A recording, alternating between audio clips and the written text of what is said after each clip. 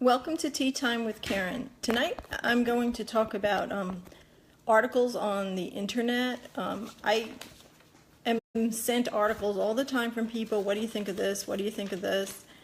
And here, a lot of times their articles are claiming things that just don't make sense. They're not founded. They're not based on research. And they cause an alarm. So a good example of that, there was a few years ago, there was a study done on echinacea, and the big headline was echinacea doesn't work for colds.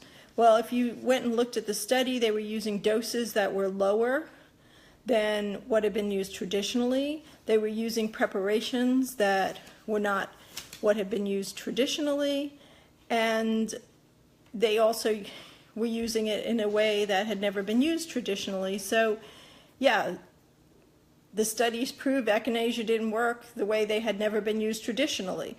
But when a person sees that, they say, oh, echinacea doesn't work, and they don't understand that if you look at the studies underneath the hood, that really the studies are questionable because they're not doing what has been done traditionally with that particular herb in this case.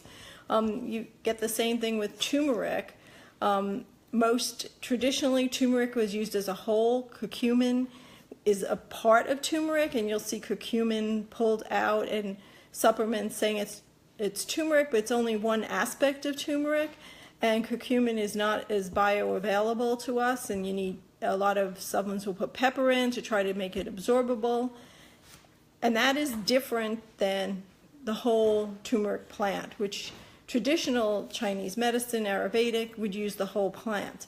So we have to look at the research and really know where it's coming from. Is it being used the way it was used traditionally?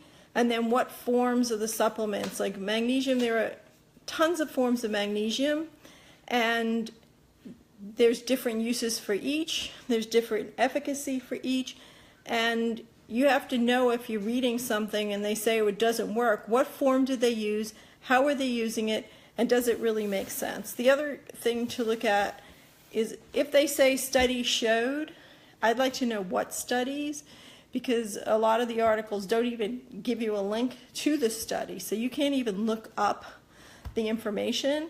And for me, any study I look at, I want to know who paid for it, and is there any conflict of the person paying for it, and why the study was done in the first place. The other thing that you see a lot is studies that are done in vitro, and that is like in a test tube, and you cannot extrapolate what happens in a test tube to humans. Different things will occur in a test tube that may not occur in humans. So anything that's done in a test tube, I am not going to say, oh, that's true. It may be true, it may not be true. But if it's done like in vivo, which is on an organism, then it may show some validity. And then again, still, it depends on how it was tested and on what organism it was tested on. So, when you see something on the internet, you really want to be careful of what the messages it's trying to convey, and then look under the hood to see if it's valid and something you should really listen to, because there's a lot of information out there that is wrong, and it's just not good to follow this information, and you'll be steered wrong, and it could possibly do more harm than good. So talk to someone who has been trained and understands before you make a decision. And especially passing articles around, and a lot of people do pass articles from friends to friends, and if you really don't know that the article is valid, then you are spreading bad information to a lot of people, and this is really not a good thing. So, if you're not sure, it's good to send it to someone like me who can understand the article and say, yes, that's good, no, that's not. But it's better to send it to somebody who knows how to read this stuff before sending it to a bunch of friends and panic everybody with bad information. Anyway, that's it for Tea Time with Karen, and I'll see you tomorrow night.